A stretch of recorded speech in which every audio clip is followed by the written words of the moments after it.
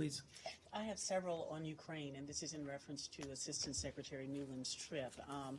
First of all, if you could clarify a couple of things that she said in a speech today. One was that it's time to start locking up people who've ripped off the Ukrainian population for too long, and time to end the corruption. Can you elaborate on who she's referring to there, and has the U.S. been encouraging the Ukrainian government to prosecute corrupt individuals? Well, we've certainly been, as we do in many countries, but specifically with respect to Ukraine, we've certainly been encouraging the Ukrainian government to combat what has become pervasive corruption over the past years. I think the Ukrainian people, frankly, and those who protested on the Maidan demanded that as well. And frankly, the government has tried to pass reforms, has tried to go after some of these corrupt individuals, and that work continues. So I think it was simply, she was simply highlighting the fact that corruption continues to be a major concern to average Ukrainians who are seeking or looking for stronger political institutions, and that includes law enforcement and stronger attempts to really bring that corruption under control. Again, these are, I think, aspirations that they have expressed since the Maidan in attempting to build stronger democratic institutions within Ukraine. She also said that one of the decisions made at Hanover is the U.S. will now accelerate its own diplomacy in close coordination with the Normandy format leaders with Germany and France to see Minsk implemented. What did she mean by that? Well, as you said, she said one of the decisions made at Hanover was that they're going to accelerate their own diplomacy in close coordination, as you note, with the Normandy format leaders to see Minsk implemented.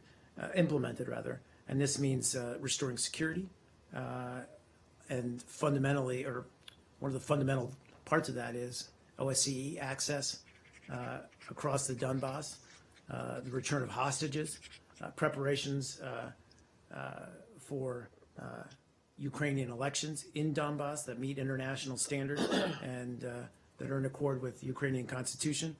And then, of course, you know, the withdrawal of all heavy weaponry and foreign forces. And the ultimate goal here is to restore Ukraine's border and sovereignty. These are all parts of the Minsk agreement that have yet to be fulfilled. And so I think she simply was stating that we, the United States, working within the Normandy format, are going to redouble our efforts to move that process forward. And then a couple more, if I can.